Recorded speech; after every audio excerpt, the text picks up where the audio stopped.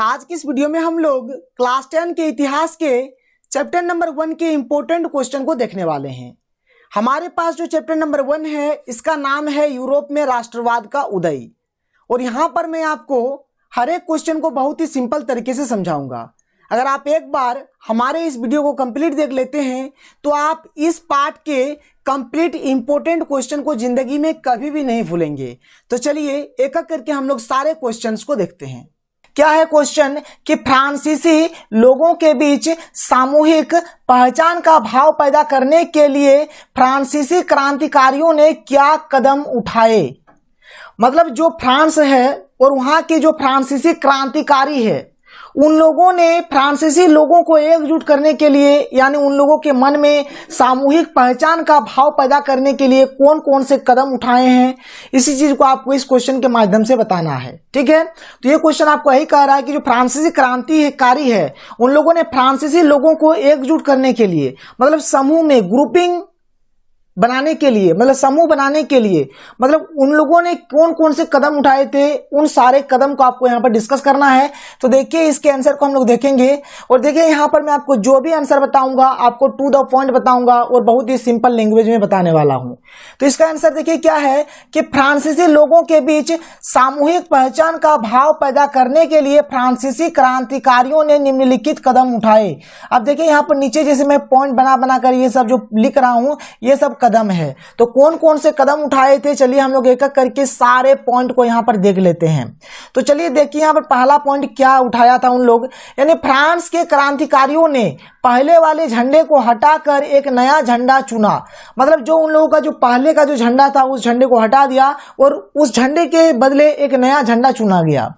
फिर देखिए आगे क्या है कि अलग अलग बोली जाने वाली भाषा को छोड़कर पेरिस में बोली जाने वाली भाषा फ्रेंच को राष्ट्रभाषा बनाया गया। बात समझ रहे हैं, यानी देखिए जो भी देश होता है वहां पर बहुत सारा भाषा बोला जाता है, उसी प्रकार फ्रांस में भी बहुत सारा भाषा बोला जाता था। लेकिन यहाँ पर क्या किया गया कि जो फ्रांस की राजधानी जो पेरिस है वहां पर जो भाषा बोला जाता था उसी भाषा को राष्ट्रभाषा बनाया गया। मतलब आप इस चीज को यहाँ पर याद रखिए कि मतलब पेरिस में जो भाषा बोला जाता था उसी भाषा को राष्ट्रभाषा बनाया गया। और पेरिस में कौन सा भाषा बोला जाता था, पेरिस में बोला जाता था फ्रेंच भाषा, तो फ्रेंच भाषा को राष्ट्रभाषा बनाया गया। फिर अगला पॉइंट क्या कहता है कि एक ऐसा संविधान बनाया गया जिसमें सभी लोगों के लिए समान कानून बनाया गया। मतलब उन लोगों ने एक ऐसा संविधान बनाया जिसमें सभी लोगों के लिए समान कानून है। अब आप खुद देख लीजिए, अगर किसी देश में सभी व्यक्ति के लिए समान कानून है तो जाहिर सी बात है कि जो भी व्यक्ति होंगे जो भी लोग होंगे उस देश के सभी मिलजुल कर रहेंगे। अब जैसे कि मान लीजिए कोई देश है, अब कोई भी देश में बहुत धर्म, बहुत जाति, बहुत संस्कृति के लोग रहते हैं। कोई देश है, मान लीजिए उस देश में हिंदू है और मुसलमान है। देखिए अगर हम लोग मुसलमान के फेवर में जाएंगे यानी अगर मुसलमान को सपोर्ट करेंगे तो हिंदू भाई गुस्सा हो जाएंगे। अगर हम लोग हिंदू को ज्यादा सपोर्ट करेंगे यानी हिंदू के फेवर में जाएंगे तो जाहिर सी बात है यहाँ पर मुसलमान गुस्सा हो जाएगा। तो वही बात है, अगर सबके लिए समान कानून बनाया जाए तो कोई मतभेद, कोई परेशानी, कोई दिक्कत नहीं होने वाला है। इसलिए उन लोगों ने क्या किया कि उन्होंने फ्रांसीसी क्रांतिकारियों ने क्या किया, एक ऐसा संविधान बनाया जिसमें सभी लोगों के लिए क्या है, समान कानून बनाया उन लोगों ने। ठीक है, ये बात आप समझ रहे हैं। चलिए आगे बढ़ते हैं। देखिए बहुत ही सिंपल है, यहां तक तो हो गया कि एक समान कानून बनाया, सबके लिए समान कानून बनाया गया, ये हमने पढ़ लिया। फिर आगे देखिए, देश के अंदर आयात निर्यात शुल्क को समाप्त कर दिया गया। मतलब देश के अंदर अगर हम लोग किसी भी सामान का एक्सपोर्टिंग इंपोर्टिंग करेंगे तो इसके लिए हमको कुछ भी पैसा देने का जरूरत नहीं है, यानी जो भी आयात निर्यात शुल्क है वह हमको यहाँ पर नहीं लगेगा। फ्रांसीसी क्रांतिकारियों ने क्या किया कि देश के अंदर आप अगर कोई भी सामान का आयात कीजिएगा या फिर निर्यात कीजिएगा तो आपको कोई भी टैक्स यानी कि कोई भी पैसा नहीं देना पड़ेगा। तथा नाप तोल की एक समान व्यवस्था अपनाई गई और नाप तोल का भी क्या किया गया, एक समान व्यवस्था अपनाया गया। फिर देखिए अगला पॉइंट, अगर अगला पॉइंट देखें यहाँ पर ये पॉइंट क्या है कि फ्रांसीसी क्रांतिकारियों ने अपने देश के लिए अच्छे काम करने का शपथ लिया। देखिए जो फ्रांसीसी क्रांतिकारी है उन लोगों ने कसम खा लिया कि अब हम अपने देश में अच्छा काम करेंगे तथा शहीदों का गुणगान किया। और शहीदों का गुणगान किया, देखिए जो भी शहीद है, जो भी शहीद क्रांतिकारी है, जब हम लोग उसको गुणगान करते हैं तो एक अंदर से बहुत अच्छा फीलिंग आता है, मतलब बहुत ही अच्छा मतलब महसूस होता है। जैसे आप देखे होंगे, अगर आप ही हमारे देश के महान शहीदों का अगर गुणगान करेंगे, जैसे कि सुभाष चंद्र बोस, भगत सिंह, चंद्रशेखर आजाद, अगर इन सब को अगर हम लोग याद करें तो एक अजब टाइप का फीलिंग आता है कि काश उस टाइम हम लोग भी रहते और देश के लिए कुछ करते। ठीक है, तो फ्रांसीसी क्रांतिकारी ने क्या किया, उन लोगों ने अच्छे काम करने का शपथ लिया, यानी कसम खा लिया कि अब हम लोग अच्छा काम करेंगे, और साथ ही साथ शहीदों का गुणगान भी किया। फिर आगे क्या है कि फ्रांसीसी क्रांतिकारियों ने पितृभूमि तथा नागरिक जैसे विचारों को एक साथ मिलाकर एक संयुक्त समुदाय के विचार पर बल दिया, जिससे सभी लोगों को समान अधिकार मिले। देखिए बहुत सारे जगह पर क्या होता था, बहुत सारे देश में क्या होता था कि मतलब जन्म के आधार से भी भेदभाव किया जाता था, जन्म स्थान के आधार पर। ऐसे तो धर्म के आधार पर अभी भी होता है, जाति के आधार पर अभी भी होता है, लेकिन पहले पितृभूमि के आधार पर भी भेदभाव होता था। तो फ्रांसीसी क्रांतिकारियों ने देखा कि पितृभूमि और नागरिक इन सब पर भी भेदभाव होता है, तो उन लोगों ने पितृभूमि और नागरिक जैसे विचारों पर भी ध्यान दिया, और उन लोगों ने क्या किया, इन दोनों को एक साथ मिलाकर एक संयुक्त समुदाय के विचार पर बल दिया, जिससे सभी लोगों को समान अधिकार मिले। बात समझ रहे हैं, मतलब उन लोगों ने बहुत ही अच्छा काम किया। क्वेश्चन हमारा क्या है कि मारियान और जर्मेनिया कौन थी, जिस तरह उन्हें चित्रित किया गया उसका क्या महत्व था। देखिए मारियान और जर्मेनिया दो नारी रूपक है। मारियान फ्रांस की तथा जर्मेनिया जर्मन देश की नारी रूपक है। ये दोनों क्या है, नारी रूपक है। जैसे हमारे देश में हम लोग भारत माता को सजाते हैं ना, उनके पास एक शेर है, हाथी है, तिरंगा है, जो उनका कपड़ा है वो भी तिरंगे कलर का है, तो बस वही चीज है, नारी रूपक है। ठीक है, नारी रूपक के माध्यम से कलाकार स्वतंत्रता, न्याय और गणतंत्र जैसे विचारों को व्यक्त करते थे। वहां पर देखिए नारी रूपक क्यों बनाता था, ताकि नारी रूपक से क्या हो, लोग जागरूक हो जाए। मतलब लोगों में क्या करते थे, स्वतंत्रता, न्याय और गणतंत्र जैसे विचारों को लोगों के समक्ष रखते थे, उनको बताते थे। ठीक है, जिस तरह उन्हें चित्रित किया गया उसका निम्नलिखित महत्व है। क्या क्या महत्व है देखिए। चलिए सबसे पहले बात करते हैं मारियान का। ठीक है, मारियान एक लोकप्रिय ईसाई नाम है। मारियान जो है ये एक ईसाई नाम है। फ्रांस ने अपने स्वतंत्रता के लिए नारी रूपक का नाम मारियान दिया। मारियान को लाल टोपी, तिरंगा और कलगी के साथ दिखाया गया। ठीक है, और फ्रांस ने अपनी स्वतंत्रता के लिए जो नारी रूपक चुना था, मारियान को चुना था, यानी नारी रूपक का नाम मारियान दिया, और मारियान को लाल टोपी, तिरंगा और कलगी के साथ दिखाया गया। इनकी प्रतिमाएं सार्वजनिक चौराहों पर लगाई गई ताकि लोगों को राष्ट्रीय एकता एवं राष्ट्रीय प्रतीक की याद आती रहे। सार्वजनिक चौराहों पर हम लोग क्या करते हैं, देखिएगा बहुत सारे महान क्रांतिकारों के हम लोग प्रतिमा लगाते हैं, मूर्ति लगाते हैं। क्यों लगाते हैं, ताकि हमारे मन में उनके प्रति जो श्रद्धा, विश्वास, जो भी लगाव है वह बने रहे, और हमें समय समय पर पता चले कि हमारा कर्तव्य क्या है, हमारा जो अपना देश के लिए हमारा कर्तव्य क्या है, सब चीज पता चले। इसीलिए हम लोग सार्वजनिक चौराहों पर क्या करते हैं, मूर्ति लगाते हैं। ठीक है, तो ये था मारियान के बारे में। चलिए आगे के पॉइंट को देखते हैं। मारियान की तस्वीर सिक्कों एवं डाक टिकट में दिया गया। मारियान की जो तस्वीर है ये सिक्कों पर और डाक टिकटों में भी दिया गया। देखिए अगला क्या है, जर्मेनिया। ठीक है, जर्मन देश की नारी रूपक जर्मेनिया थी। जर्मेनिया जो थी वह कौन थी, जर्मन देश की नारी रूपक थी।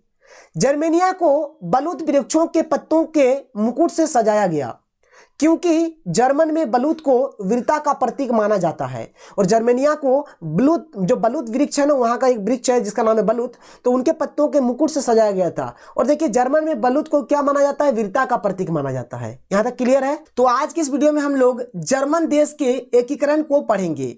यानी देखिए एग्जाम में क्वेश्चन किस प्रकार से आएगा, लिखा हुआ आएगा कि जर्मन एकीकरण पर संक्षिप्त टिप्पणी लिखें। इस प्रकार से आपका क्वेश्चन एग्जाम में आएगा। तो चलिए बात करते हैं जर्मन के एकीकरण के ऊपर। देखिए पहला पॉइंट, जर्मन एकीकरण से पूर्व 300 राज्यों में विभक्त था। जब जर्मन देश का एकीकरण नहीं हुआ था तो यह 300 राज्यों में बटा हुआ था, मतलब 300 राज्यों में विभक्त था। जर्मन का एकीकरण बिस्मार्क ने किया था। और बात किया जाए कि जर्मन देश का एकीकरण किन्होंने किया था, तो बिस्मार्क ने किया था। ऐसे देखिए किसी भी देश का एकीकरण एक आदमी के बदौलत नहीं होता है, बल्कि उसमें बहुत सारे लोग साथ देते हैं, बहुत सारे लोगों की जाने जाती है, बहुत सारे लोगों की उसमें प्राणों की आहुति देनी पड़ती है, तब जाके किसी भी देश का एकीकरण होता है। क्लियर है बात। आगे देखिए, जो प्रसा के शासक विलियम प्रथम का प्रधानमंत्री था। और ये बिस्मार्क कौन थे? तो प्रसा के जो शासक थे, प्रसा के शासक के क्या नाम थे? विलियम प्रथम। तो ये विलियम प्रथम के कौन थे? प्रधानमंत्री थे। क्लियर है? जर्मनी के एकीकरण का आरंभ प्रसा के सिंहासन पर विलियम प्रथम के आसीन होने से हुआ। मतलब जब प्रसा के सिंहासन पर जब विलियम प्रथम बैठे यानी कि आसीन हुए, उसी समय से जर्मन देश का एकीकरण आरंभ हुआ यानी कि प्रारंभ हुआ। विलियम प्रथम ने बिस्मार्क को अपना प्रधानमंत्री नियुक्त किया और जैसे ही विलियम प्रथम प्रसा के सिंहासन पर आसीन हुए, उसी टाइम उन्होंने क्या किए?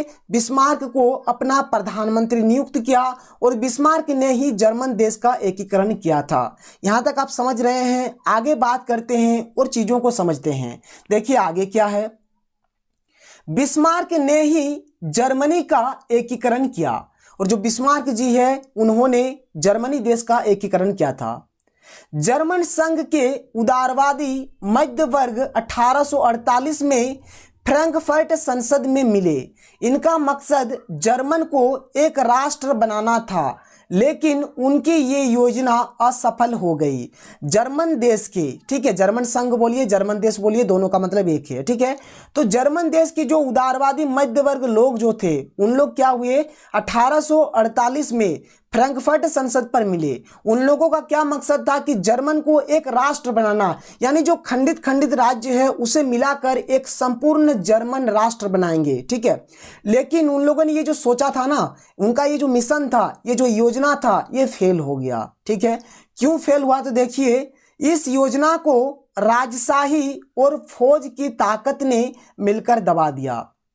ये जो उन लोगों का जो मिशन था, जो योजना था, इस योजना को राजशाही और फौज की ताकत ने मिलकर दबा दिया। चलिए आगे देखते हैं। देखिए, प्रसा के प्रधानमंत्री बिस्मार्क ने जर्मन संघ के एकीकरण के लिए आंदोलन का नेतृत्व किया। जो प्रसा के प्रधानमंत्री कौन थे? बिस्मार्क थे। तो बिस्मार्क जी ने क्या किए कि जर्मन संघ के एकीकरण के लिए आंदोलन का नेतृत्व किया।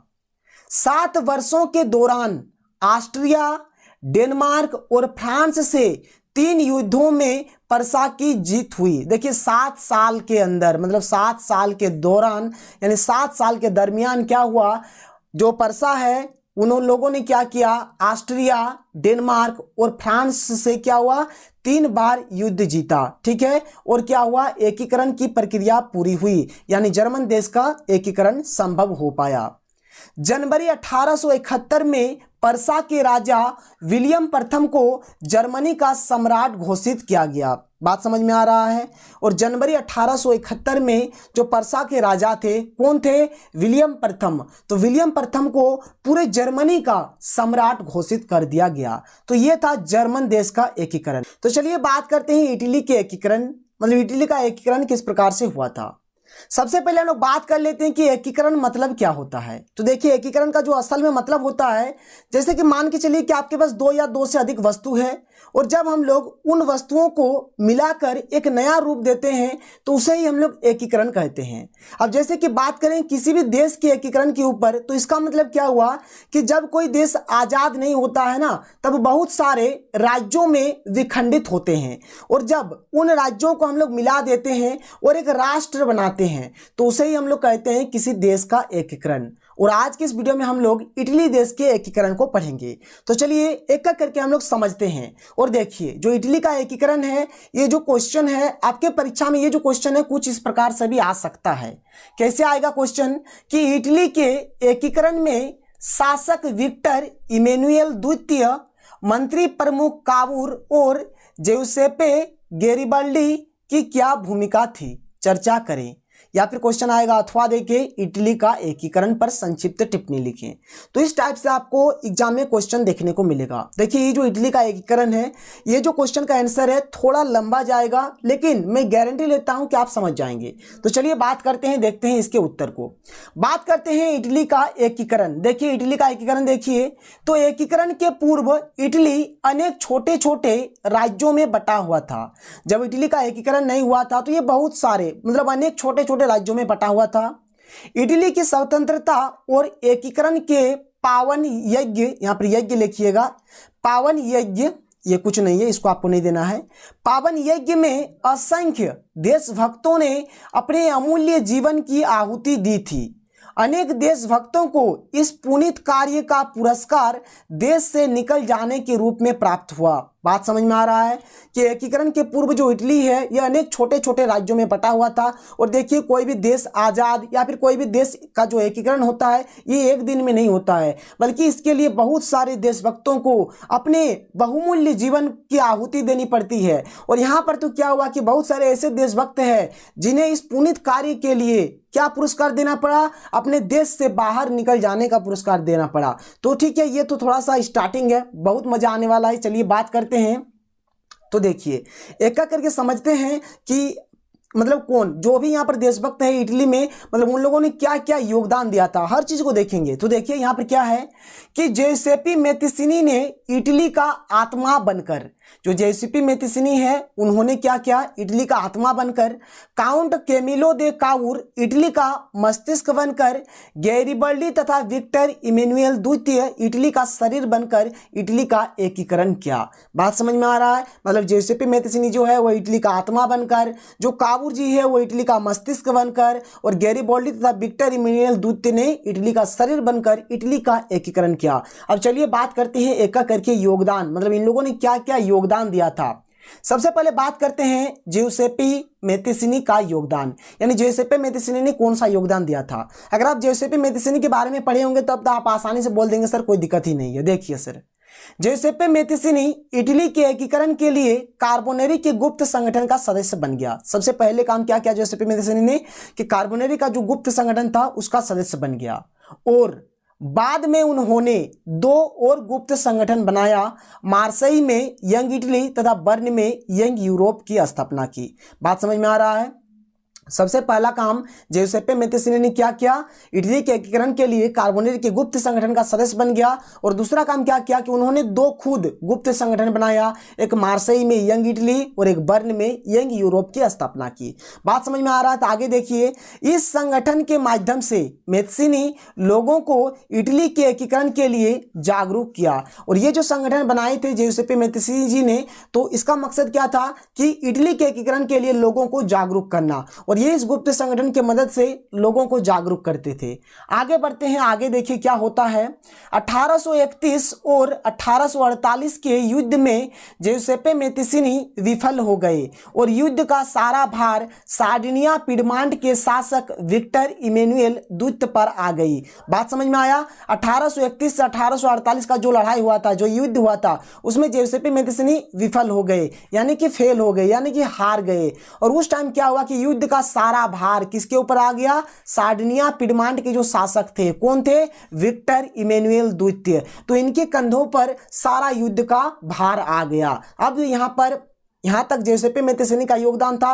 अब हम लोग बात करेंगे कि विक्टर इमैनुएल द्वितीय का क्या योगदान है इटली के एकीकरण के ऊपर। तो चलिए देखिए, विक्टर इमैनुएल द्वितीय का योगदान क्या हुआ कि जैसे अभी तो जोसेपी मेत्तिसिनी जी विफल हो गए थे और सारा मतलब भार, युद्ध का जो भार है किसके ऊपर आ गया था, विक्टर इमैनुएल द्वितीय पर आ गया था। तो देखिए, युद्ध के जरिए इतालवी राज्यों को जोड़ने की जिम्मेदारी सार्डिनिया पिडमांट के शासक विक्टर इमैनुएल द्वितीय पर थी। मतलब युद्ध के जरिए, मतलब युद्ध करके जो इतालवी राज्य है ना, उन्हें जोड़ने का काम किसे दिया गया था, विक्टर इमैनुएल द्वितीय को। और बाद में विक्टर इमैनुएल द्वितीय ने इटली के एकीकरण का भार, मतलब जितना भी भार है, एक ही बार लिखना है, का भार काउर जी को दे दिया। बात समझ में आ रहा है। इसको आप एक ही बार लिखिएगा कि बाद में विक्टर इमैनुएल द्वितीय ने इटली के एकीकरण का भार काउर जी को दे दिया। अब देखिए, विक्टर इमैनुएल द्वितीय का क्या काम था कि युद्ध के जरिए जो भी इतालवी राज्य होंगे उन्हें जोड़ने का काम विक्टर इमैनुएल द्वितीय को दिया गया था। और ये अब देखिए, जैसे जोसेपी मेत्तिसिनी जब विफल हो गए थे तो सारा मतलब युद्ध का भार विक्टर इमैनुएल द्वितीय पर ही आ गया था। अब विक्टर इमैनुएल द्वितीय ने क्या किया, ये सारा भार काउंट कैमिलो दे काउर जी को दे दिए। अब यहाँ पर अब काउर जी का योगदान देखना है कि काउर जी ने कौन सा यहाँ पर योगदान दिया है। तो चलिए बात करते हैं काउंट कैमिलो दे काउर का योगदान। तो देखिए, काउंट कैमिलो दे काउर का क्या योगदान है। तो count Camillo de Cavour Sardinia Piedmont का प्रमुख मंत्री था। ये जो देखिए, ये जो काउंट कैमिलो दे काउर जो है ना, ये सार्डिनिया पिडमांट का एक बहुत ही खास मंत्री था। काउंट कैमिलो दे काउर एक बहुत बड़े कूटनीतिज्ञ व्यक्ति थे, मतलब इसका बहुत ही खुरपाती माइंड था। मतलब जैसे चाणक्य देखे होंगे भारत में, जिन्होंने चंद्रगुप्त को राजा बना दिया, तो उसी प्रकार से यहाँ पर ये जो थे ना काउर जी, ये भी बहुत बड़े कूटनीतिज्ञ व्यक्ति थे। काउर जी ने इटली के प्रदेशों को एकीकृत करने वाले आंदोलन का नेतृत्व किया। मतलब इटली का जो एकीकरण करना है, इसीलिए क्या किया, काउर जी ने एक आंदोलन का नेतृत्व किया। ठीक है, आगे देखिए।